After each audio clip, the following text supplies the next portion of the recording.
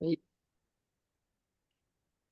Bonsoir à toutes et à tous. Grâce à Midrashet Yehuda Manitou, on a le plaisir d'écouter le Rav Shmuel Uziel, comme chaque semaine sur la paracha de la semaine. Si vous écoutez les replays, n'hésitez pas, venez en Zoom. C'est chaque jeudi soir à 19 heures en Israël, 18 heures si vous êtes en France. Et donc, parachat Hashavua Shlach Lecha.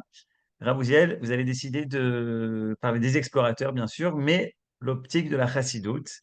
Est-ce que l'optique de la Chassidoute va nous faire découvrir d'autres midrashim, d'autres directions? On attend de voir ça, Bechavod. Erev Tov, effectivement, on va voir aujourd'hui que la chassidoute, et j'ai choisi évidemment qu'une petite partie de la chassidoute, hein, c'est très très large, mais on va quand même voir trois, quatre maîtres différents. Et la chassidoute, effectivement, en tout cas parmi celles qui existent, ce que l'on va voir, c'est celles qui ont décidé d'interpréter la faute des explorateurs selon le Zohar. C'est-à-dire qu'il y a beaucoup de maîtres de la Chassidoute qui interprètent cet épisode douloureux des explorateurs avec chacun ses propres concepts, avec ses propres principes. Mais il y en a, on va voir quatre ou cinq, qui décident d'aller selon l'enseignement du Zohar.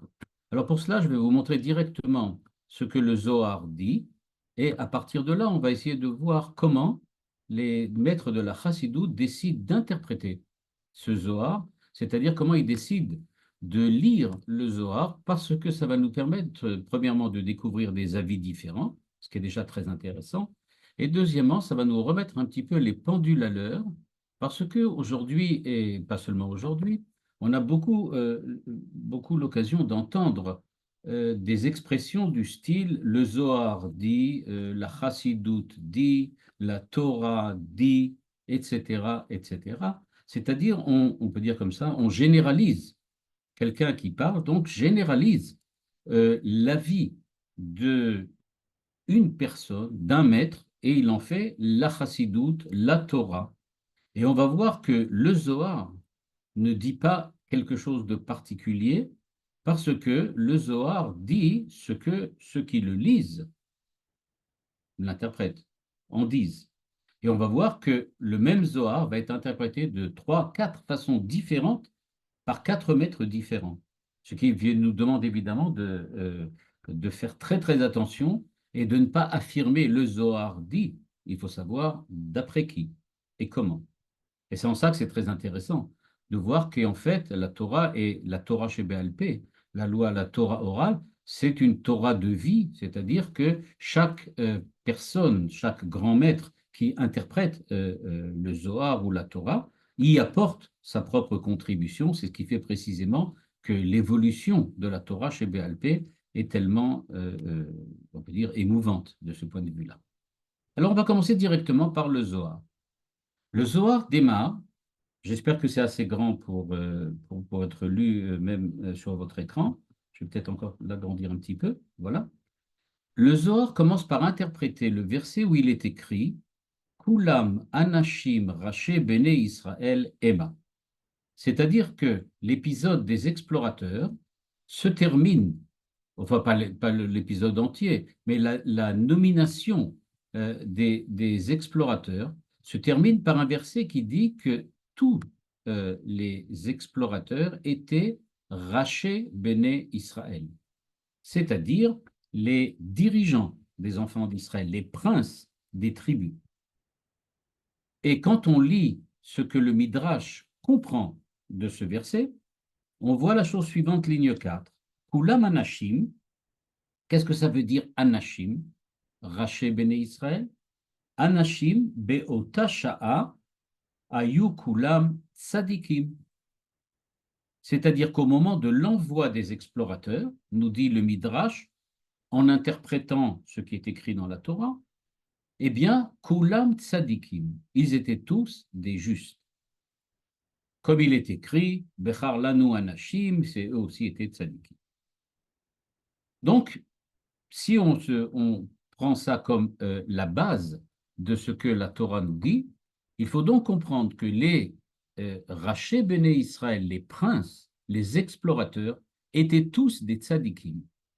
Et vous allez voir que ça va poser un problème énorme, parce qu'on ne parle pas du tout de gens qui sont des mécréants.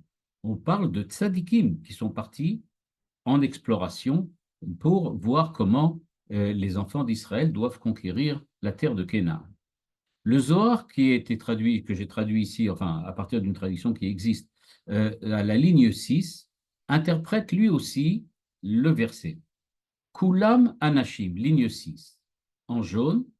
Kulam Zakaim Ayu, Veraché Israël Ayu. C'est-à-dire, le Zohar, comme le Midrash, dit que les explorateurs étaient des êtres Zakaim, Tzadikim, donc des justes, Veraché Béné Israël Ayu, et les princes et les dirigeants d'Israël. Donc il interprète bien le mot Anashim, comme le Midrash, pas de différence, comme des tzadikim. Mais il rajoute Aval lakru le'atzmam eitza ra'a. Mais ils se sont permis, de se, on peut dire, de se fourvoyer en faisant une erreur. Eitza ra'a ici, on va voir que c'est précisément le problème. Eitza ra'a, c'est-à-dire qu'ils ont choisi une mauvaise direction. Ils ont pris une mauvaise initiative. Donc ce sont des tzadikim, mais ils ont pris une mauvaise initiative. Vous le remarquerez tout de suite, le Zohar comme le Midrash semble donc bien insister sur le fait que les hommes en tant qu'hommes étaient des êtres parfaits, tzadikim, mais qu'ils ont commis une erreur, qu'ils se sont fourvoyés. Et le Zohar de demander Lama lakru et tzazu. Et pourquoi se sont-ils fourvoyés? Pourquoi n'ont-ils pas accompli, on peut dire, ce que Dieu leur demandait, que Moshe leur proposait de faire, de manière simple et j'aurais pu dire, de manière résolument juste? Amrou, im yikansu Israël la aretz, ya'aviru otanu minesiotenu, veyemane Moshe nesiim acherim. C'est-à-dire, le Zohar nous dit que ces grands tzadikim ont fait une erreur parce que ils avaient des intérêts politiques, pas moins que cela. C'est-à-dire, ils disaient, si les enfants d'Israël rentrent en terre d'Israël, nous, on va perdre notre place de prince, c'est-à-dire les élections. Voilà, on dissout l'Assemblée nationale, on fait une macronade. Et donc, voilà, on va se retrouver à la rue. On va perdre toute notre puissance politique. Veillez mané Moshe Nesiim Acherim, il prendra d'autres. Il en prendra d'autres. Et pourquoi? Pourquoi ont-ils pensé cela?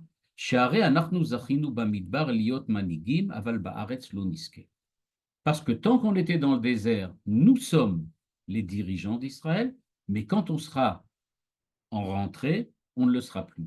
Donc, qu'est-ce qu'ils ont fait?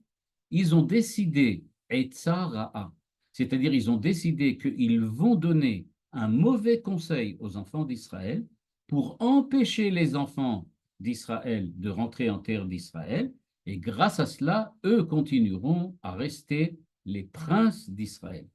On va dire ça en termes plus trucs, pour ne pas perdre leur place au gouvernement, pour continuer à rester les chefs du gouvernement. Alors on dit de faire des erreurs à droite, à gauche, etc. Tout ça pour se permettre de rester là où on est. On remarquera l'actualité de ce que la Torah nous propose au sujet des explorateurs dans bien des époques. Et donc, mais tout. Et puisqu'ils ont pris cette mauvaise directive, cette mauvaise initiative, mais tout, ils ont été punis et ils sont morts. Mais alors ajoute le Midrash, Hem, de Kol Mishekibel d'Ivrem, pas seulement eux, mais tous les enfants d'Israël aussi sont morts. Tous ceux qui étaient à cette époque-là, puisqu'on sait que effectivement, il n'y aura pratiquement aucun survivant de l'époque en question, sauf peut-être évidemment Yoshua et Caleb, mais personne ne survivra à cet épisode. Tout le monde va mourir dans le désert, même Moshe d'ailleurs, et c'est seulement une nouvelle génération qui va rentrer en terre d'Israël. Voilà ce que nous dit le Zohar. Donc le Zohar nous dit, nous sommes face à une erreur politique tragique des explorateurs qui, pour ne pas perdre leur place, ont décidé qu'ils préféreraient que les enfants d'Israël ne rentrent pas en terre d'Israël afin de garder leur poste de dirigeant. Alors, comme vous le remarquez, cette interprétation du Zohar, qui a priori semble très simple, soulève évidemment des problèmes très très graves. Avant de voir ce que dit le Shnei Luchot Abrit, le Shla Kadosh, le Rav Horowitz, je voudrais vous montrer ce que le Shem Mishmuel pose comme question sur ce Zohar. En effet, et après ça je reviendrai sur le Shla Kadosh. Le Shem Mishmuel, que vous avez ici de la ligne 23 à la ligne 26, peut dire d'une certaine façon, se pose des questions tellement, j'aurais pu dire, tellement lourdes, tellement puissantes, j'aurais pu dire tellement renversantes, qu'on se demande vraiment ce que le Zohar a pu bien vouloir dire. Parce qu'en fait, nous dit le Shem Mishmuel, ligne 23, est-ce que vraiment on peut imaginer que des tzadikim, comme les explorateurs, puissent faire un calcul, j'aurais pu dire, aussi violent que celui que le Zohar nous propose? Parce qu'en fait, qu'est-ce qu'ils proposent, les explorateurs? Ils disent, bien que Dieu nous ait fait sortir d'Égypte pour nous amener en terre d'Israël, qu'on attend impatiemment de construire le Beth Amikdash après avoir reçu la Torah, pour que la résidence de Dieu soit en terre d'Israël pour le monde entier, qu'on puisse accomplir enfin les promesses que Dieu a faites aux patriarches, que l'on reconstruise le Beth Amikdash, qu'on fasse la relation entre la terre et le ciel, et qu'en fin de compte, tout cela qui est en fait l'épopée humaine pour la réussite messianique de l'histoire d'Israël, tout ça va disparaître, être entièrement détruit pour une simple, j'aurais pu dire, pour une simple et uniquement, j'aurais pu dire, calcul politique du plus bas niveau. Pour rester au pouvoir, alors on va remettre en cause l'ensemble de l'histoire d'Israël. Et ce n'est pas seulement des hommes simples qui font ça, c'est des tzadikim. Ça voudrait dire, nous dit le Zohar, que des tzadikim comme les explorateurs, comme les plus grands maîtres de l'époque, se permettent de détruire complètement l'histoire d'Israël pour garder leur place, tout simplement. Nous dit le Shem Mishmuel, c'est complètement aberrant. Ça ne peut pas dire, ça ne peut absolument rien vouloir dire. Deuxièmement, si même on pourrait supposer que l'homme étant un homme, l'erreur étant humaine, et qu'après tout, on sait bien qu'il existe des gens qui sont extrêmement attachés à leur place et à leur position et à leur puissance politique, il y a une autre question beaucoup plus importante que le Shem Mishmuel pose. Et elle est la suivante. D'où les explorateurs ont-ils tiré cette idée-là qu'ils vont perdre leur place? Où c'est écrit? Où est-ce qu'on voit Moshe Rabbeinu dire vous allez partir en Israël explorer, mais quand vous reviendrez, vous ne serez plus les princes d'Israël? Où est-ce qu'on voit ça? Il n'y a rien qui le dit. Pourquoi les explorateurs sont-ils tellement persuadés et certains que quoi qu'ils fassent, ils vont être en fait évincés de leur position? Qui c'est qui leur a dit? Il se peut très bien qu'ils continuent à diriger les enfants d'Israël aussi en rentrant en terre d'Israël. On va revenir tout à l'heure sur la réponse du Shem Mishmuel. Il n'en demeure pas moins qu'après les questions du Shem Mishmuel, il faut bien avouer que l'explication du Zohar semble vraiment, vraiment tirée par les cheveux. On ne comprend pas. Des tzadikim qui feraient un calcul pareil, qui remettraient en cause l'ensemble de l'histoire d'Israël, qui rejetterait, on peut dire, à la poubelle tout ce qui a été écrit dans le livre de Bereshit, dans le livre de Shemot. Comment c'est possible? On ne peut pas comprendre une chose pareille. Le Shla HaKadosh, donc le Shnei Luchot Abrit, se pose la question suivante. Il demande la question suivante. Comment se fait-il, le Shla HaKadosh dit, comment doit-on comprendre le fait que explorateurs aient fait ce qu'ils ont fait. Le Shla Kadosh nous dit, premièrement, soyez, dit-il, extrêmement prudents, parce que, en fait, c'est ce que propose le Shla Kadosh, on peut trouver trois explications différentes à ce qu'ont fait les explorateurs. Écoutez bien, trois. On peut, dit-il, les considérer comme des tzadikim, on peut les considérer comme des bénonim, c'est-à-dire des gens normaux, et on peut les considérer comme des rechaïm, et tout ça c'est légitime. C'est-à-dire, en gros, nous dit le Shla Kadosh, il nous dit, c'est assez compliqué de dire ce qui s'est passé parce qu'on ne sait pas vraiment ce qui s'est passé. Et voilà la première explication du Shla Kadosh. Il nous dit, en fait, quand vous allez ouvrir les commentateurs, vous aurez trois possibilités. Ceux qui disent que les explorateurs étaient des tzadikim. Ils disent qu'ils étaient des tzadikim quand ils sont partis, mais qu'ils étaient aussi des tzadikim quand ils sont revenus. Parce que des tzadikim, quand ils sont partis, tout le monde est d'accord. Le problème, c'est quand ils reviennent. Eh bien, d'après ce premier avis, eh bien, dit-il, c'était des tzadikim quand ils sont revenus aussi. Et pourquoi? Parce que, en fait, qu'est-ce qu'ont fait les explorateurs? Ils ont dit aux enfants d'Israël la vérité. Quelle était la vérité? La vérité était qu'il était absolument impossible, techniquement, militairement, de conquérir la terre de Canaan. Ils n'ont rien caché aux enfants d'Israël, ils n'ont pas menti aux enfants d'Israël, ils n'ont certainement pas caché aux enfants d'Israël les difficultés de la conquête, ils leur ont dit clairement, si vous pensez pouvoir les convaincre, les conquérir, sachez que vous n'avez aucune chance.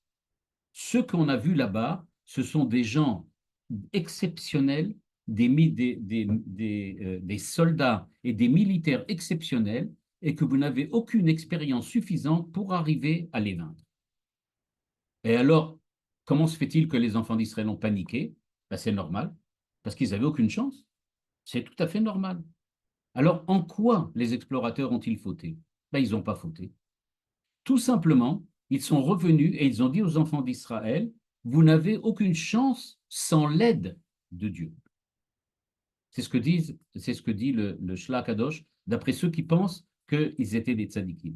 C'est-à-dire le but de l'envoi des explorateurs et du conseil que les explorateurs ont dit aux enfants d'Israël, c'était sachez que vous n'avez aucune chance, sans l'aide de Dieu, il est absolument impossible que vous arriviez à les conquérir. Et donc, quel était le but de tout cela? Il fallait absolument enseigner aux enfants d'Israël par la méthode la plus dure qui soit, c'est-à-dire par une expérience quasi impossible, que seule leur confiance en Dieu leur permettra de progresser dans l'histoire. Et donc, les explorateurs étaient des tzadikim. Ce qui s'est passé, nous dit le Shla Kadosh, c'est que les enfants d'Israël ont dérapé. Et les tzadikim ont suivi. C'est-à-dire les explorateurs ont suivi. Et on voit bien que les deux explorateurs qui, eux, refusent d'accompagner les 10 premiers, incitent sur le fait, mais ce n'est pas important qu'on ne puisse pas réussir. L'essentiel, c'est que vous ayez confiance en Dieu. Or, ce qui s'est passé, c'est que les explorateurs, les 10, eux, n'ont pas insisté suffisamment sur la confiance en Dieu, et le peuple d'Israël est tombé dans le désespoir, et, d'après le Shla Akadosh, on s'est retrouvé dans une situation impossible. Eh bien, les enfants d'Israël de l'époque, ayant tous fauté, c'est-à-dire ayant tous perdu confiance en Dieu, ils étaient inaptes à rentrer en terre d'Israël, et c'est effectivement ce qui s'est produit. Dieu les a punis, entre guillemets, mais ce n'était pas vraiment une punition, c'était la conséquence directe de leur choix. Ils ont décidé de ne pas avoir confiance en Dieu, eh bien, s'ils n'ont pas confiance, ils ne peuvent pas rentrer en terre d'Israël.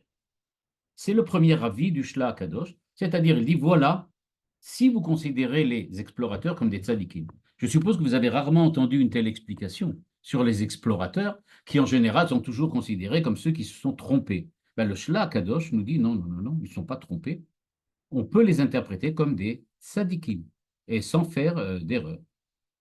Deuxièmement, nous dit le Shla Kadosh, on peut, et c'est aussi possible, on peut très très bien les voir comme des bénonymes, c'est-à-dire pas des tzadikim, mais pas des rechaim. Et alors, à ce moment-là, il faut comprendre qu'on les a envoyés pour aller vérifier est-ce qu'il est possible de conquérir la terre de Canaan. Ils sont revenus en ayant bien regardé ce qui se passe, mais ce qui s'est passé, c'est-à-dire que au lieu de partir et de chercher véritablement ce que il y a, on peut dire comme ça, véritablement dans la défense, dans la manière d'être des Cananéens, ils sont partis avec un esprit négatif. Ils sont partis en ayant un parti pris. Ils voulaient dès le départ ne pas dire aux enfants d'Israël qu'il est possible de conquérir la terre. En cela, ils étaient des bénonymes. C'est-à-dire, ils sont vraiment partis regarder quelles étaient les défenses. Ils sont vraiment partis voir comment les Cananéens se préparaient à la guerre. Mais d'un autre côté, eux, au départ, ils n'avaient pas l'intention de montrer aux enfants d'Israël qu'il est possible de conquérir la terre. Donc, c'est ce qu'il appelle des bénonymes. C'est-à-dire, ils n'ont pas dit que ça sera ratage. Ils ont dit ce qu'il y avait. Mais d'un autre côté, eux étaient persuadés qu'il vaut mieux ne pas y aller pour le moment, on n'est pas encore prêt. C'est ça les bénonymes. C'est-à-dire, on n'est pas prêt, mais ça n'empêche pas qu'on pourra quand même le faire peut-être plus tard. Pourquoi pas? Maintenant, dit-il, troisième avis, c'était des rechaïm. Ça, on a l'habitude. C'est en général ce qu'on dit. C'est-à-dire, et là, écoutez bien ce que dit le Shla Kadosh, il répond à la question du Shem Mishmuel. Ils se sont dit la chose suivante. Ils ont commencé à faire un calcul. Ils ont dit la chose suivante, et là vous allez retrouver le Zohar. Ils ont dit, comment se fait-il que nous sommes les explorateurs? C'est-à-dire, il y a donc quelque chose qui s'est produit, et ils ont dit, c'est bizarre, comment se fait-il que nous soyons les explorateurs? Ben oui. Pourquoi c'est tellement aberrant, nous dit le Shla Kadosh? Eh bien parce que si on regarde qui étaient les princes des tribus, eh bien, il y a deux parachiotes dans la paracha de Nassau, c'est-à-dire deux, trois chapitres avant, on a eu une liste des princes d'Israël qui n'est pas l'équivalent de la liste qu'on a reçue cette fois-ci pour les explorateurs. En fait, les explorateurs sont peut-être les princes d'Israël, mais pas les mêmes que ceux qui ont été nommés il y a deux ou trois chapitres. C'est-à-dire, nous dit le Shla Akadosh, regardez bien, ils se sont commencé à faire un petit calcul. Ils ont dit, mais comment se fait-il qu'on a été choisi comme représentant d'Israël pour aller voir ce qui se passe? Pourquoi il n'a pas pris ceux qui étaient déjà les princes d'Israël avant? Ça veut donc dire, conclusion, on a été nommé pour cette mission, mais quand on va rentrer en terre d'Israël, nous ne serons plus les princes d'Israël. Et donc, tout ce qu'on a eu maintenant comme honneur, comme position, comme mission, c'est quelque chose de temporaire, mais dès qu'on va rentrer en terre d'Israël, nous allons perdre tout ce que nous avons reçu maintenant. En gros, on a été choisi de manière temporaire. Voilà, c'est tout. On dit qu'on est les princes, mais ce n'est pas vrai. C'est les autres les princes. Les autres, ils les gardent pour Israël. Nous, on est juste princes parce qu'on nous envoie là-bas, mais dès qu'on va revenir, c'est fini. On nous dira, non, non, non, non, c'est fini, vous avez fini votre mission, vous ne serez plus les princes. Et dit le Shla Kadosh, c'est-à-dire, nous dit le Shla Kadosh, ça c'est mon interprétation personnelle qui explique pourquoi ils étaient des Rechaïm, parce que, dit-il, j'ai effectivement vu aussi après dans le Zohar qu'ils ont décidé de dire du mal de la terre d'Israël afin de conserver leur position. Et pourquoi avaient-ils peur de la perdre? Ben, ils avaient peur parce qu'ils avaient bien compris qu'on les avait nommés uniquement pour cette mission et que dès qu'ils allaient revenir, c'est plus eux qui allaient le devenir. Donc ils ont dit, on nous prend pour des imbéciles, on fait semblant de nous nommer prince, mais en fait, on n'a pas du tout l'intention de le faire. Nous, on n'est pas prêt à perdre on peut dire, cette nomination. Et donc, c'est pour cela qu'on va rester et qu'on va continuer à être des princes, même en terre d'Israël. Donc voilà, trois explications complètement différentes.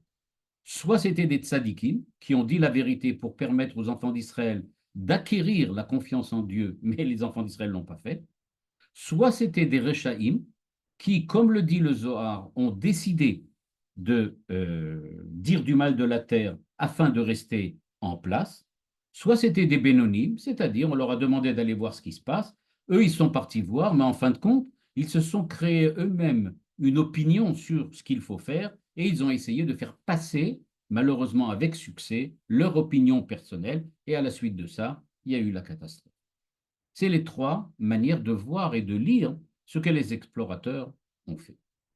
Le Shem Ishmuel, dont on avait déjà vu les objections à ce qui avait été dit dans le Zohar, va donc essayer de nous exprimer maintenant d'une autre manière ce que le Zohar veut dire. C'est-à-dire, en fait, il va essayer de nous expliquer, en fait, comment c'est possible de dire que des tzadikim aient fait, comme le dit le Shla Kadosh, l'œuvre, l'ouvrage de Rechaim, qu'ils soient des êtres vils et mécréants. Et nous dit le Shem Mishmuel, regardez bien, ça vaut le déplacement, je le dis à l'avance. Il nous dit la chose suivante, regardez bien, le Midrash Rabbah fait une comparaison étonnante entre les explorateurs de Josué et les explorateurs de Moshe. Et le Midrash Rabbah nous dit, les explorateurs de Josué, ça, c'est des explorateurs. Pas comme ceux de Moshe. Ceux de Moshe, ce n'étaient pas du tout des explorateurs, c'était des Rechaïm.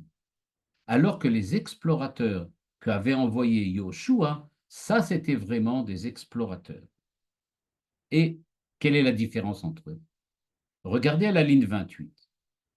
Ils disent que, en fait, les explorateurs de Yoshua sont partis et ils sont arrivés dans la maison d'une prostituée qui s'appelait Rachav. C'est-à-dire, dit ligne 29 le Midrash, Natnu shne tzadikim elu nafsham la asot shlichutam.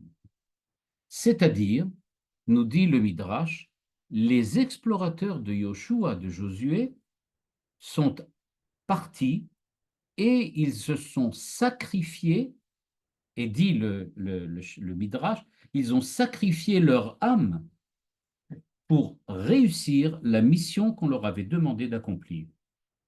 Alors que les explorateurs de Moshe ont refusé de se sacrifier. Ils ont refusé de se sacrifier. Le Shem Moshuel nous explique, de la ligne 32 à 36, il nous dit, on va essayer de comprendre, qu'est-ce qui s'est passé? Le Midrash, le Harizal, tout le monde explique. Rachav, la prostituée chez qui ils sont arrivés, était la prostituée la plus importante, la plus célèbre et la plus efficace de toute la région à cette époque-là. C'est-à-dire, d'après le Midrash et la Gemara, il s'agit d'une femme dont la beauté et le charme étaient tels que tout le monde lui succombait. Personne ne pouvait tenir. Et donc, il était bien évident qu'en arrivant chez elle, les deux explorateurs n'avaient aucune chance de ne pas succomber au charme de la dame en question. Le Harizal, d'après la Kabbale, lui insiste encore plus et dit elle était l'incarnation du mal absolu. Elle était l'incarnation du mal. C'est-à-dire que les deux explorateurs de Yoshua, pour accomplir leur mission, ont accepté en fait de se jeter dans la gueule du loup et de savoir d'avance qu'ils allaient perdre le Olam Haba, leur monde futur, le Gan Eden, le paradis, que leur âme était perdue et que, en fait, du point de vue de la Torah, ils allaient complètement perdre tout ce qui pouvait plus ou moins leur donner comme définition d'être tzaddik. Ils perdaient toute leur tzidkout pour cette mission-là. Ils sont partis de tzadikim, ils allaient revenir rechaim, gmurim, mais ils l'ont fait quand même. Ils savaient que c'était ça ce qu'il fallait faire. Et ils ont dit, puisque Dieu nous le demande, puisque Dieu nous envoie, évidemment par l'intermédiaire de Yoshua, eh bien cela veut dire qu'il faut faire ce que Dieu demande, même au prix de la perdition personnelle, individuelle de chacun d'entre nous. On n'a pas le choix. C'est ça, être soldat. Soldat, ça veut dire que je suis prêt à me sacrifier. Ma vie n'a de sens que parce que j'accomplis cette mission de soldat que j'ai à accomplir. Eh bien donc, la mission donc, que les deux explorateurs ont bien voulu faire leur a coûté, nous dit le Shem Mishmuel, leur a coûté, je veux dire, leur vie spirituelle. Pas leur vie, ils ne sont pas morts, mais du point de vue de leur vie spirituelle, ben, ils sont perdus. Ils sont complètement perdus. Eh bien, pourquoi? Parce que ce qu'on leur demandait, ligne 35, il a dit le Shem Mishmuel, on leur demandait de conquérir la terre d'Israël.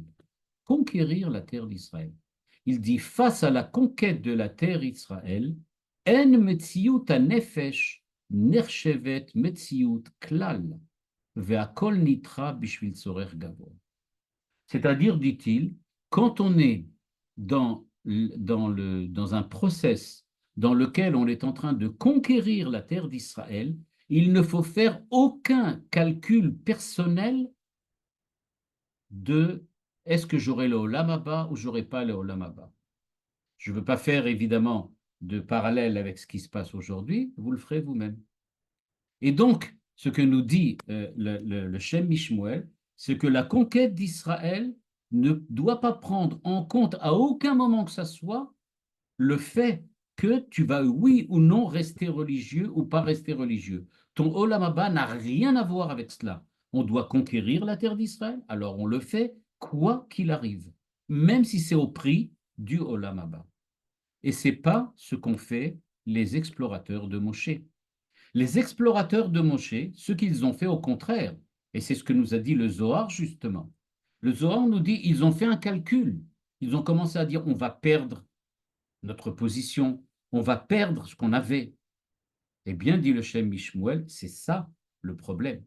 En effet, dit-il, ce qu'il s'est passé, et je lis ici à la ligne 9 de la seconde page, il dit, alors que les explorateurs de Yoshua ont compris qu'ils allaient se sacrifier, y compris leur religiosité, y compris leur âme, y compris leur Olam Haba, parce que c'est cela, aller conquérir la terre d'Israël, eh bien, ils n'ont pas pris en compte du tout leur intérêt personnel, même si c'est un intérêt le plus religieux et le plus spirituel possible. Et donc, ils ont dit, nous sommes prêts à laisser tomber notre Olam Haba pour cela. Alors que les explorateurs de Moshe, eux, ils ont dit, on ne veut pas perdre quoi notre position. Ils ne parlent pas, dit le Shem Mishmuel, ils ne parlent pas de Olam Hazé, ils ne parlent pas d'être les dirigeants d'Israël, ils ne parlent pas de leur position politique, ils parlent de leur position religieuse et spirituelle, dit le Shem Mishmuel.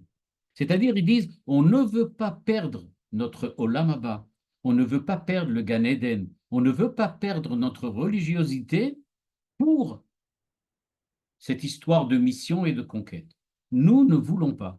On veut rester dans le désert parce qu'on sait que quand on va devoir rentrer, on risque, dans cette conquête d'Eretz Israël, de perdre notre religiosité et nous ne sommes pas prêts à le faire. C'est l'erreur, d'après le Shem Mishmuel, des explorateurs.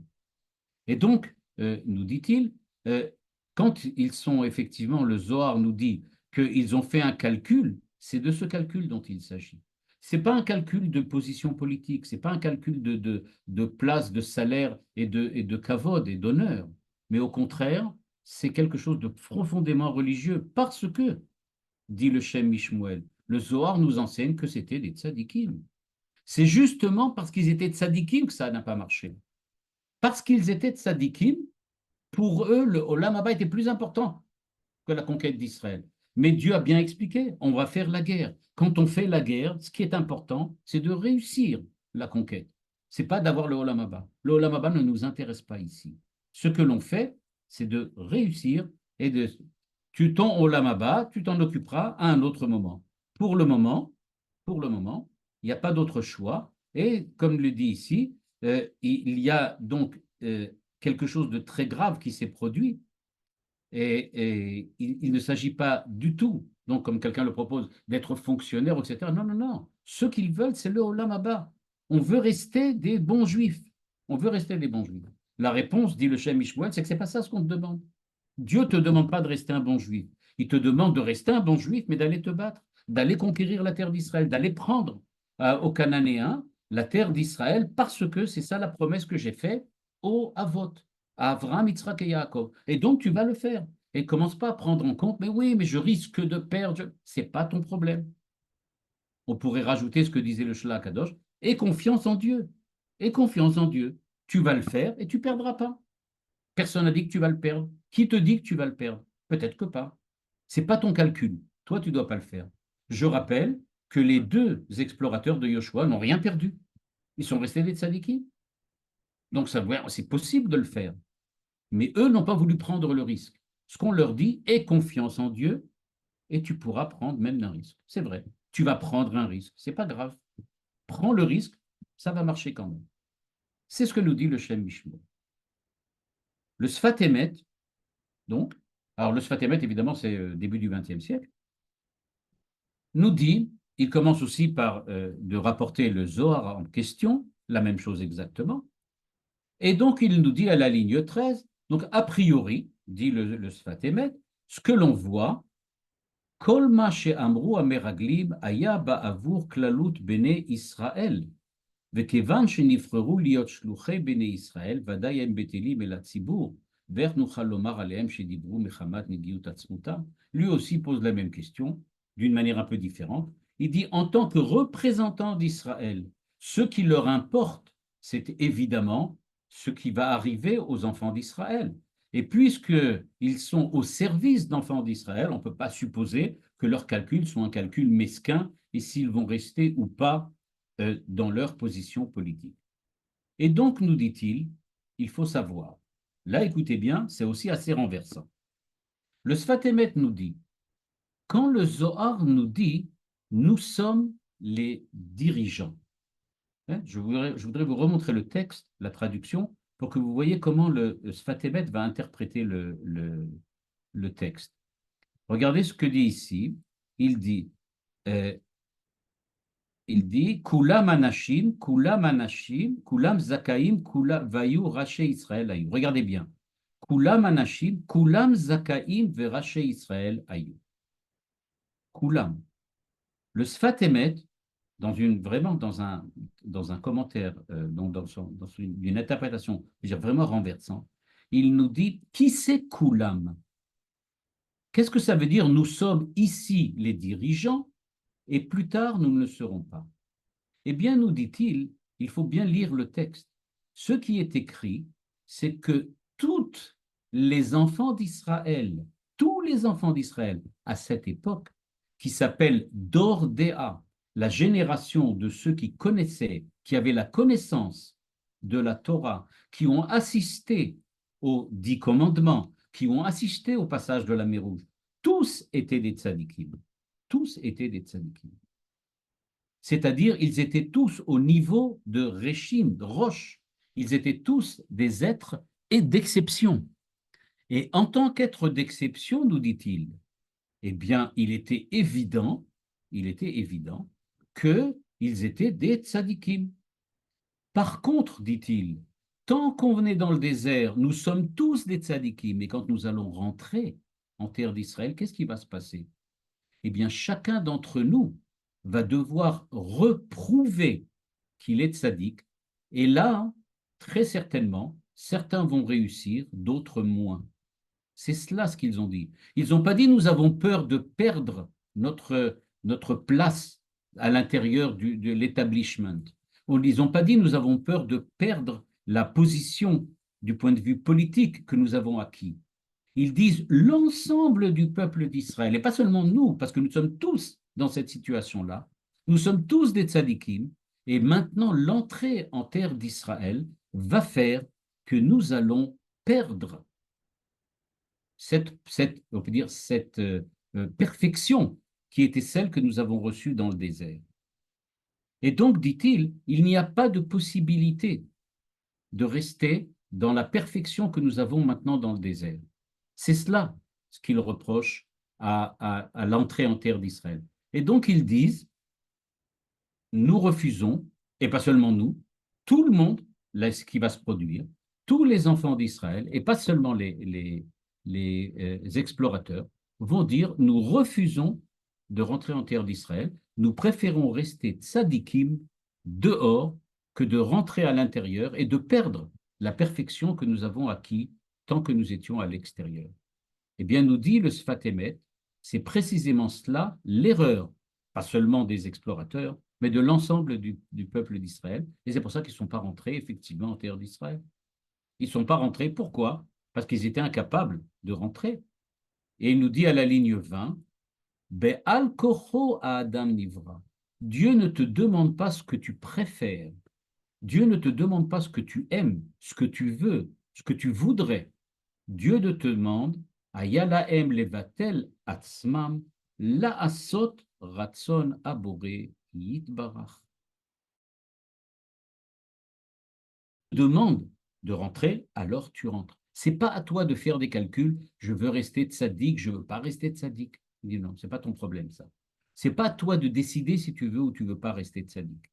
Toi, ce que tu dois faire, c'est ce que Dieu te demande et avoir confiance en Dieu.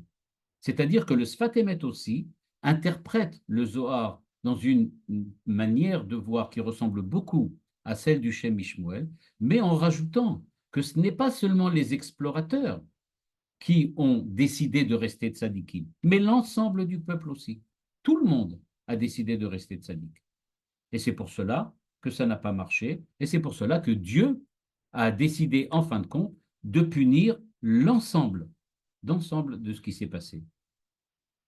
Et donc, nous dit le Sfat Emet et le Shem Mishmuel, donc d'après cette explication, qu'il faut bien faire attention. La Torah, c'est pas à toi de décider ce qu'elle veut. Toi, ce que tu dois faire, c'est t'aligner sur ce que la Torah demande pour ensuite créer, on pourrait dire dans les termes de Manitou, créer ton identité. Mais cette identité que tu dois créer, c'est pas à toi de la définir. Tu dois accepter l'identité que Dieu te demande d'acquérir. C'est cela, être dans la Torah. La Torah, c'est pas je décide qui je suis d'une manière un petit peu existentialiste. C'est je décide ce que Dieu me demande d'être. Je dois décider d'être ce que Dieu attend de moi. Pour terminer, le prix de Tzaddik va lui aussi se mesurer, on peut dire comme ça, avec ce Zohar. Et lui, il demande aussi la même question, ligne 27, il demande, mais d'où les explorateurs savaient-ils qu'ils allaient perdre cette fonction, cette fonctionnalité politique qu'ils avaient reçue au moment de leur envoi en tant qu'explorateurs? Et pourquoi, en terre d'Israël, ils auraient perdu véritablement leur statut? Eh bien, nous dit-il, ce que l'on voit, en fait, c'est que durant les 40 ans où les enfants d'Israël étaient dans le désert, on voit qu'ils ont mangé de la manne, qu'ils avaient donc mangé du pain miraculeux, qu'ils avaient bu de l'eau miraculeuse, etc., etc. Les Meraglim, donc les explorateurs qui savaient qu'ils étaient les dirigeants d'Israël, sont arrivés devant la frontière d'Éretz Israël. Ils ont commencé à réfléchir et ils sont arrivés à la conclusion que eux-mêmes ne pourraient pas être dignes de conquérir la terre d'Israël. Écoutez bien, chez le Pri Tzadik, c'est un petit peu différent. C'est-à-dire que les explorateurs se sont rendus compte qu'ils étaient incapables, en tant que tzadikim, d'être suffisamment tzadikim pour pouvoir conquérir la terre d'Israël. Ils savaient bien qu'ils étaient des tzadikim, mais ils ont compris que ce n'est pas encore suffisant pour avoir le mérite de conquérir la terre d'Israël. Et donc ils se sont dit, si nous, en tant que tzadikim, on n'arrive pas, parce qu'on le voit bien, on n'est pas capable de conquérir la terre d'Israël, à plus forte raison et a fortiori, les enfants d'Israël qui sont bien moins tzadikim que nous, eux aussi, évidemment, n'auront aucune chance de conquérir la terre. Et puisque c'est ça, il n'y a donc aucune raison de rentrer maintenant. Il faut attendre d'être encore beaucoup plus méritant pour pouvoir rentrer en terre d'Israël. En gros, ils disent, on attend d'être encore des tzadikim beaucoup plus grands pour avoir beaucoup plus de mérite pour pouvoir rentrer en terre d'Israël. Donc ils disent, c'est pas qu'on a dit de ne pas rentrer du tout, mais pour le moment, nous-mêmes, dans l'état où nous sommes, on voit bien Anshe Midot. On s'est baladé là-bas, on a vu, face à nous, il y a des gens exceptionnels. Notre tzidkout ne suffit pas pour nous faire rentrer en terre d'Israël. Donc, ce n'est même pas la peine d'en parler au sujet du reste des enfants d'Israël. Mais nous dit le prix de Sadiq, ce qu'ils disent représente précisément le manque de émouna, de perfection que Dieu attendait de leur voir accomplir. En effet, dit le prix de Sadiq, Dieu attendait que les enfants d'Israël se rendent compte, et les explorateurs en premier, qu'ils peuvent effectivement conquérir la terre d'Israël si ils ne sont pas des tzadikim, parce que Dieu a décidé qu'il est arrivé le moment dans lequel ils doivent rentrer en terre d'Israël. Quand Dieu décide que le moment est arrivé de rentrer en terre d'Israël, nous dit le prix de Sadiq, tous les calculs de savoir est-ce que je suis assez tzaddik, est-ce que je suis assez méritant, tout ça, dit-il, n'a aucune importance. Quand Dieu décide que le moment est arrivé de revenir sur la terre, alors on revient, dit le prix de Sadiq. On n'a pas de question à se demander est-ce qu'on est méritant ou est-ce qu'on n'est pas méritant, est-ce qu'on est religieux ou est-ce qu'on n'est pas religieux. Dieu a décidé, le moment est venu de revenir sur la terre d'Israël. C'est le moment. Alors maintenant, toi tu dis que tu n'es pas capable, pourquoi? Tu n'es pas assez tzaddik.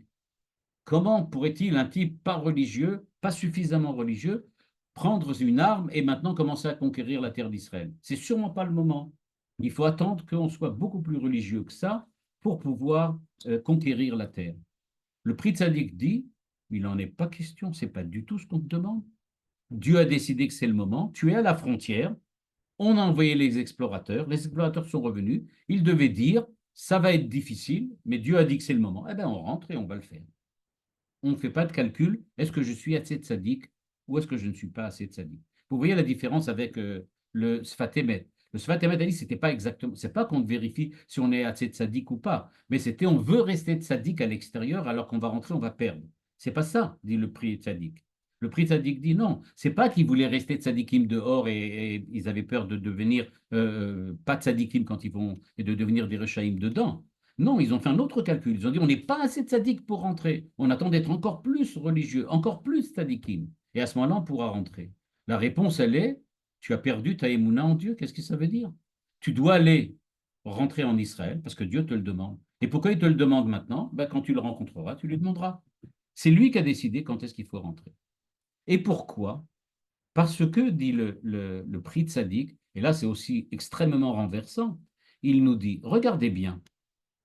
Vous avez vu que Akadosh Baruch Hu vous a donné la Torah dans le désert. Et ensuite, il est écrit Ve'aron brit Hashem nosea lifnehem derer shloshet yamim la tour lahem menucha.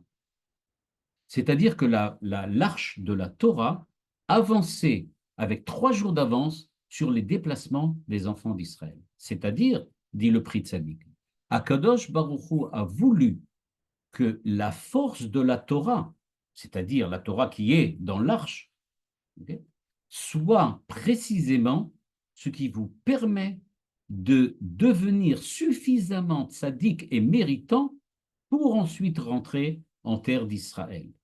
C'est-à-dire, nous dit-il, c'est ça que Yoshua et Caleb ont dit au peuple. Im chafetz banu Hashem, quand Dieu a décidé et nous a choisi de nous faire rentrer maintenant, ça veut dire qu'avec la Torah que nous avons reçue, nous pouvons, bien que nous ne sommes pas des tzadikim à 100%, nous allons pouvoir rentrer. Parce que, dit-il, Akadosh Baruch Hu trouvera le moyen de nous rendre plus tzaddik grâce à la Torah que nous avons étudiée et grâce à cette arche qui comprend tous les moyens de devenir des gens encore plus tzadikim. Et donc, nous dit-il, les Meraglim, les explorateurs, eux, ils ont compris qu'on n'est pas, on n'a pas le droit, on n'est pas méritant, c'est pas suffisant. Et donc, ils ont compris effectivement qu'ils n'étaient pas suffisamment grands.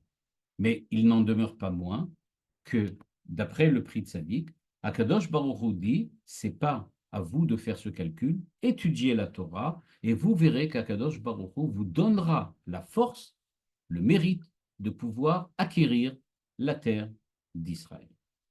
Donc, ce que l'on voit d'après la Chassidoute, c'est que les enfants d'Israël, d'après ce que la Chassidoute nous explique, les enfants d'Israël, en fait, et les explorateurs notamment, les explorateurs et les enfants d'Israël se sont trouvés dans une situation, si on commence par le prix tzaddik, dans une situation dans laquelle une analyse, j'aurais pu dire, très simple de leur point de vue, et surtout très lucide, leur a montré, nous ne sommes pas dignes de l'énorme, on peut dire comme ça, de l'énorme mission que tu nous as confiée. Nous ne sommes pas dignes de cette mission. Nous avons peut-être des mérites, mais pas suffisamment pour véritablement faire ce que tu nous demandes. Et à partir de là, dit les explorateurs, pourquoi tenter quelque chose que nous n'avons aucune chance de faire? Il vaut mieux attendre d'être plus méritant afin de pouvoir le faire par la suite. La réponse du prix tzaddik, c'est de dire, c'est un manque de foi, un manque de émouna. Vous manquez de émouna parce que Dieu vous a donné la Torah et que la Torah est le moyen par lequel vous avez la possibilité de devenir véritablement ce que Dieu attend que vous soyez. Le Sfat Emet nous dit non, leur problème était un petit peu différent. Ils voulaient rester des tzadikim.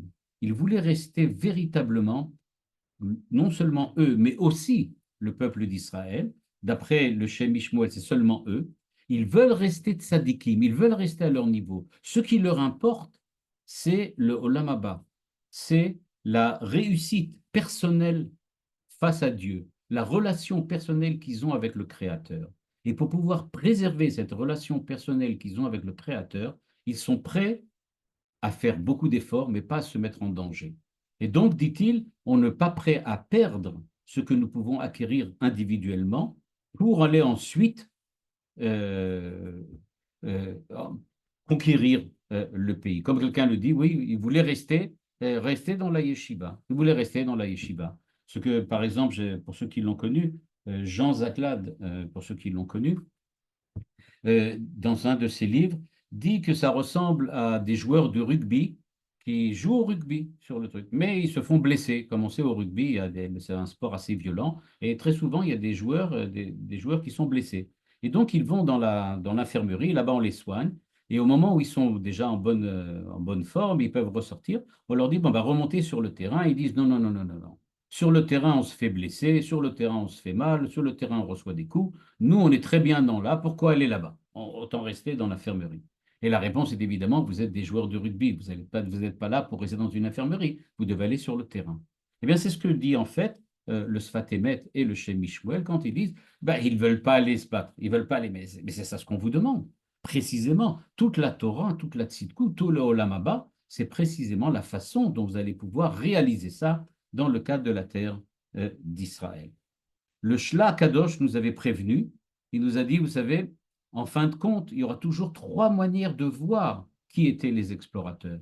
Ceux qui diront que c'était des tzadikim vraiment du début jusqu'à la fin, mais les enfants d'Israël n'ont pas réussi à faire le pas que les explorateurs leur demandaient de faire, à savoir de rentrer en terre d'Israël, de conquérir la terre d'Israël, bien qu'ils n'aient aucune chance, parce que Dieu allait les aider quand même, ou bien c'était des rechaïm, comme on l'a vu maintenant, avec les trois erreurs que nous proposait le Sfat Emet, le Pri Tzadik et le Shem Mishmuel. Et il y a aussi cette position intermédiaire dans laquelle ce sont des gens qui ont fait des calculs.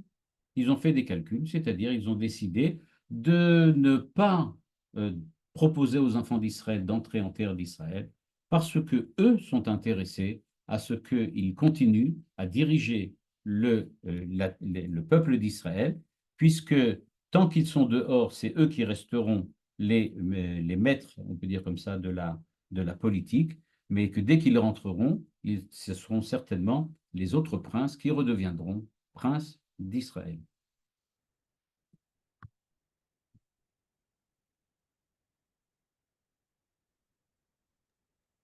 Yofi, Touda Rabba Rav. Voilà, les questions, c'est parti.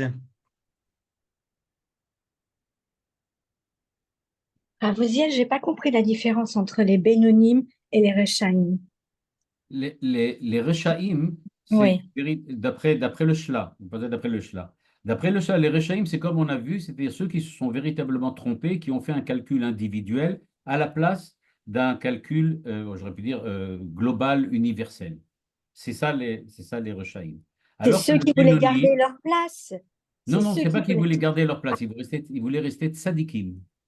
Ils voulaient Et c'est rester ça les tzadikim. Rechaïm, ceux qui voulaient rester Les tzadikim. Rechaïm, c'est ceux qui voulaient rester tzadikim. Oh, oh là là, C'est cela. Alors que les Bénonymes, c'était des gens qui, on leur a demandé d'aller faire de l'espionnage. Ils ont fait de l'espionnage, ils ont dit vraiment ce qu'ils ont trouvé, ils ont raconté ce qu'ils ont trouvé. La seule différence, c'est que eux, quand ils sont arrivés, ils ont commencé à faire un calcul en disant, oh, mais nous, on n'est pas tellement intéressés à rentrer de toutes les façons, donc on va se permettre de ne pas leur proposer de rentrer et d'insister sur tout ce qui est véritablement proposé par Dieu lui-même. Je peux envoyer, Qui quelqu'un demande si c'est possible d'envoyer le texte. Oui, je peux l'envoyer à Johan et lui le fera passer. est Et le donc, Shla? Qui est le Shla Kadosh? Le Shlakados, il s'appelle de son nom de famille Horowitz, c'est ça, un très grand commentateur de l'époque du Horowitz XVIIe siècle. Il du vivait XVIIe En siècle. Europe de l'Est. Après ça, en Israël. Et après ça, il était en Israël. Qu'est-ce que c'est que cette insistance à dire que c'était des tzadikim? Ils n'étaient pas là au moment du vaudeur et finalement dans le désert, c'était pas Dieu qui s'occupait de tout, de la manne et tout. Qu'est-ce qu'ils faisaient? En quoi ils étaient tzadikim? Ils étaient vraiment des tzadikim parce qu'ils étaient tzadikim, parce que le Zohar le dit. Comme je disais au début, ce que j'ai essayé de montrer, c'est quelles sont les différentes interprétations que les chassidim, les maîtres de la chassidou, donnent du Zohar. C'est le Zohar qui affirme, ce sont des tzadikim, comme le Midrash d'ailleurs, comme Rashi qui le dit aussi, tzadikim, c'était les anashim, c'est des tzadikim. Donc Rashi aussi le dit, donc c'est des tzadikim, mais le Zohar pousse ça jusqu'au bout en disant, puisqu'ils étaient des tzadikim, donc ils ont fait un mauvais calcul de tzadik. Donc la chassidoute dit, notamment le Sfat Emet et le Shem Mishmuel, et aussi le prix tzadik, ils ont fait un calcul de tzadikim, c'est-à-dire on veut rester tzadikim, on ne veut pas perdre, chacun avec les nuances qu'on a vues. et alors, les Ravosiel, les groupes chassidiques, pas ceux qui sont en Israël, mais ceux, vous savez, qui sont à New York et qui prétendent que qu'il ne faut pas aller en Israël, qu'il vaut mieux rester en diaspora parce qu'en Israël, il y a des Rechaïm, ils ne sont pas religieux. C'est eux qui sont, on ne peut pas dire que ce sont des Rechaïm, vous êtes d'accord? C'est-à-dire que il faudrait évidemment faire une analyse précise de ce qu'ils disent, et ce n'est pas évident non plus, parce que Mm. là aussi, il y a beaucoup d'interprétations Ouais. euh, il y a aussi beaucoup d'interprétations possibles, mais ce qu'il faut savoir, c'est que chacun, effectivement, donne une interprétation différente, mais ce qui est intéressant ici, c'est de voir que plutôt les grands maîtres de la Chassidoute ont tendance, effectivement, à dire il ne faut pas faire un calcul personnel quand on parle de la conquête des Eretz Israël. Le calcul personnel n'a pas sa place. Et pourtant, avant l'établissement de l'État, il y avait tous les groupes chassidiques qui étaient contre l'établissement enfin l'établissement, je ne sais pas trop comment dire ça, hein, contre le fait, c'est-à-dire contre le fait d'aller en Israël, quoi. Je ne crois pas que ce soit tous comme ça, Le Rav Kook a quand même montré l'importance de la terre d'Israël, la Torah et vraiment, il la y a terre aussi et la il Torah. y a par exemple, je sais que le rabbi de Lubavitch, quand il y avait la guerre du Golfe, et que des chassidim lui ont demandé est-ce qu'il ne vaut pas mieux retourner à New York que de rester en terre d'Israël? Il a dit, mais non, pas du tout. La terre d'Israël est protégée par Dieu du matin jusqu'au soir, 24/7 pendant toute l'année, donc il n'y a aucune raison de revenir. Et donc, ça prouve bien que c'est pas aussi simple que ça, mais en tout cas, ce qui est intéressant, en tout cas pour les commentateurs que j'ai ramenés, c'est qu'on a bien l'impression que le calcul de Tzidkut n'est pas aussi simple que simplement de dire si je perds la Torah, si je perds ma religiosité, si je perds ce qui fait que je suis un tzaddik jusqu'à maintenant, à ce moment-là, ça remet en cause tout le reste. Il dit non. Clairement, aucun des maîtres qu'on l'a vu ne le pense. On ne pourrait pas résumer ça que des gens qui étaient esclaves, une génération d'esclaves. Raché, Anachim, très, très, très, très religieux, qui ont vu la Torah qui est descendue du ciel, c'était toujours des esclaves. Et il fallait donc renouveler une nouvelle génération d'hommes qui s'étaient nés dans la liberté. Ça me dérange pas du tout qu'ils ont refusé d'entrer. L'idée qu'ils étaient des esclaves etc., peut-être on pourrait s'en servir. Je dis peut-être on pourrait s'en servir, c'est pas évident. Parce que d'après le Zohar que tout le monde interprète ici dans les commentateurs, on voit bien apparaître l'idée du Zohar au départ, ce sont des tzadikim, c'est-à-dire ce ne sont pas du tout des êtres courants. Il s'agit des gens spéciaux. Imaginez des grands rabbanim, des très grands rabbanim, des tzadikim. Mais ils Donc, étaient en c'est pas. Égypte esclaves aussi. Et Ils donc, étaient c'est pour esclaves, cela que c'était les une commentateurs, génération qui ne pouvait pas entrer dans un nouveau c'était pays. pas, ils n'ont pas pris un calcul d'esclaves, ils n'ont pas fait un calcul d'esclaves, ils ont fait un calcul de tzadikim. C'est ça ce que les commentateurs des chassidiques insistent, en disant ils n'ont pas essayé de faire des calculs politiques, au contraire, ils ont fait des calculs de tzadikim, c'est-à-dire ce qui est important, c'est d'être tzadik, et si c'est ça qui est important, alors on ne prend pas de risque. Là-dessus, on a vu le Sfat Emet, le prix tzadik, le Shem Mishmuel qui disent non, tu dois prendre un risque. Le prix tzaddik ajoute, il faut vraiment étudier la Torah à fond. C'est pas suffisant de dire je veux, il faut aussi étudier la Torah. Ils étaient les dirigeants d'un peuple esclave. Alors ils avaient la mentalité de ce peuple esclave. Ah, Donc ça ils ne pouvaient existe pour pas une aller question. en Israël parce que ça, c'était impossible. Il fallait conquérir, il fallait être absolument changer de personnalité. Ben, vous savez, les gens changent aussi. Ce qu'il y a de bizarre, c'est cette définition du terme sadique qui est à géométrie variable. Parce qu'on a une définition du sadique à géométrie variable ici. Oui. On le voit. Et si on se rappelle des cours de Manitou, quand il définit les 4 niveaux qu'on trouve dans Yeshalim, Tzadikim, Chasidim et Kedoshim, il dit que le Yachal, c'est celui qui prépare le bien au mal, ce qu'il lui considère le bien au mal. Le Tzadik, c'est celui qui prépare le bien tel qu'il est défini par la Torah, donc par la parole de Dieu. Mais on voit bien ici que ce n'est pas des tzadikim selon cette définition. Nahon. Et ce qu'il faut savoir aussi, c'est que, par exemple, quelqu'un, j'ai vu tout à l'heure dans le chat, a fait la remarque avec le rabbi de Lubavitch. C'est pas seulement le rabbi de Lubavitch, mais c'est toute la pensée de Chabad depuis le Tanya, qui donne une définition des bénonymes qui est bien au-dessus de ce que nous avons l'habitude d'appeler les tzadikim. Donc, c'est pas. Si on va dans cette direction-là de pensée, à ce moment-là, il faut s'imaginer de qui on parle quand on parle des explorateurs. C'est des gens qui, d'après le Chabad, si c'était des tzadikim, ça voudrait dire qu'ils ne fautent même pas en pensée. Ils n'ont presque pas de Yetzerara du tout. Ils n'ont aucun Yetzerara. Mais ça voudrait dire que leur préoccupation de leur Olam Haba, c'est ça, leur problème. Le peu d'Yetzerara qu'il leur reste, c'est qu'ils s'occupent un peu trop d'eux-mêmes. Au lieu de penser en termes universels ou en termes du peuple dans son entité. Oui, c'est parce que Ntzadik Baolam, bon, mais c'est pas inadvertance. C'est pas une faute. Oui, oui. C'est une faute de tzadikim, évidemment. C'est C'est une ça. faute de tzadikim, c'est pas une faute d'imbécile, c'est pas un amaharet.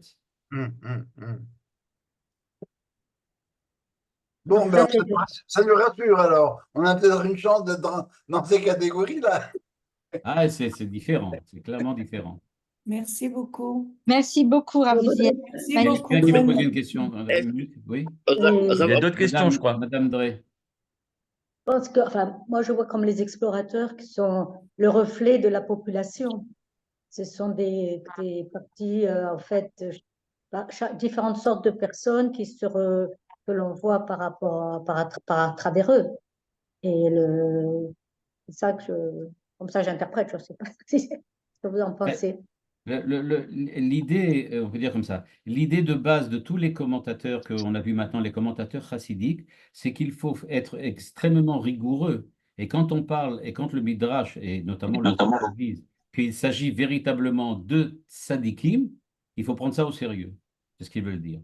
C'est-à-dire, quand on dit tzadik, alors on parle de tzadik. Alors effectivement, comme vous l'avez fait remarquer, il y a différentes définitions peut-être. Mais ce qui est sûr, c'est qu'on parle de tzadikim. On ne parle pas d'autre chose.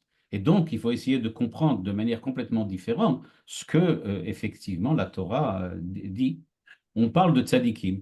Imaginez, je ne sais pas moi, que les explorateurs, ça soit le Rav Ovadia Yosef, le Rabbi de Lubavitch, je ne sais pas moi, etc. Alors évidemment, on ne peut pas dire que leur erreur, c'était une erreur ils avaient envie de rester à leur place. Je sais qu'une fois, il y avait quelqu'un une fois qui avait reproché dans un cours, il avait parlé avec le Rav Avram Shapira, Zichrono Livracha, qui était le Rav Arashi et qui dirigeait la yeshiva de Merkaz Harav. Et il avait dit une phrase du style que la halacha du Chazon Ish serait influencée par ses positions politiques, par la manière dont il voyait ce que c'est qu'Eretz Israël et la Médinat Israël. Et le Rav Shapira lui a répondu, tu es un rachat gamour, retire tout de suite de ce que tu viens de dire. Il a dit, si tu oses imaginer que quelqu'un de tzaddik comme le Chazon Ish va changer la Torah pour des calculs politiques. Il dit, c'est absolument impossible. Et c'est ça la question que posent tous les maîtres du chassidisme. Ils disent, il s'agit de gens d'exception. Comment est-il possible qu'ils fassent des calculs politiques? Et donc, il dit, ce n'est pas des calculs politiques du tout. Ça ne peut être qu'un calcul, pardon, religieux ou spirituel, pas autre chose. Mais Ravouziel, alors si c'était de tels tzadikim, pourquoi les conséquences ont-elles été aussi lourdes? Pourquoi une telle punition? Et pourquoi également certains disent que c'était des rachaïm? On ne sait plus très bien à qui on a affaire. Oui, on ne sait pas exactement, c'est justement ça le problème des explorateurs, effectivement. Et pourquoi une telle punition? D'après Si pratiquement ce sont des tzadikim, d'après quoi. tous les maîtres que nous avons lus là maintenant, il ne s'agit pas du tout d'une punition, mais c'est la preuve d'une inaptitude. Ils sont inaptes à rentrer en terre d'Israël. Eh ben, Et donc, puisqu'ils ne sont pas capables, ils sont restés dehors. Pour d'autres questions. Vas-y, Alex. Excusez-moi, Ravouzienne. Deux choses. Déjà, il y a Rachi qui est en totale contradiction avec la pensée chassidique. Rachi, lui, dit qu'ils étaient kshérim. Ça veut pas dire qu'ils étaient forcément tzadikim. Ça veut dire qu'ils étaient aptes à la mission. Un autre point, le Rabbi de Lubavitch, par exemple, quand vous dites qu'il ne prend pas qu'il encourage peut-être à être en Israël, il n'encourage pas, par exemple, à se battre. Et pourtant, c'était une condition initiale en rentrant en Israël, quoi. C'était de se battre Là, aussi. je dois avouer que je suis un peu surpris parce que moi, personnellement, quand j'étais à l'armée, j'ai rencontré là-bas des chassidés Chabad qui étaient à l'armée et je leur ai demandé, mais comment ça se fait que vous êtes à l'armée? Vous êtes Haredim, vous devriez vous occuper, aller à la yeshiva, etc. On dit pas du tout. Le rabbi nous dit que quand on est en Israël, on va à l'armée. Mais on va dans la rabbanout. On doit s'occuper d'aider les soldats de tout ce qui concerne, de tout ce qui a du point de vue. Et effectivement, une fois qu'ils ont terminé la tironout, ils sont ensuite tout de suite passés à la rabbanout. Ils ont demandé à intégrer la rabbanout et ils ont intégré la rabbanout. Ils étaient en tant que mashgicher kashrut, etc., etc.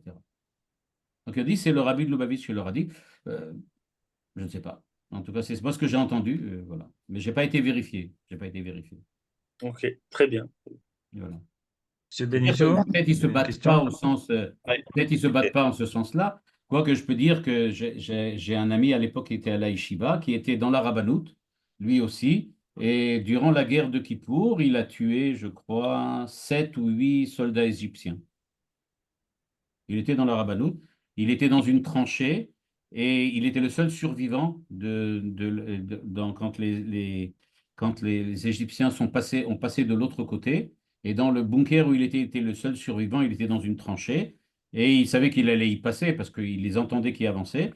Et il m'a raconté, il était dans la même chambre que moi, il m'a raconté qu'il a attendu, attendu, attendu. Et il a dit, d'après le bruit, j'ai cru qu'ils étaient suffisamment près. Je me suis levé et j'ai tiré avec tout ce que j'avais avec moi comme balle et j'en ai tué 8 comme ça.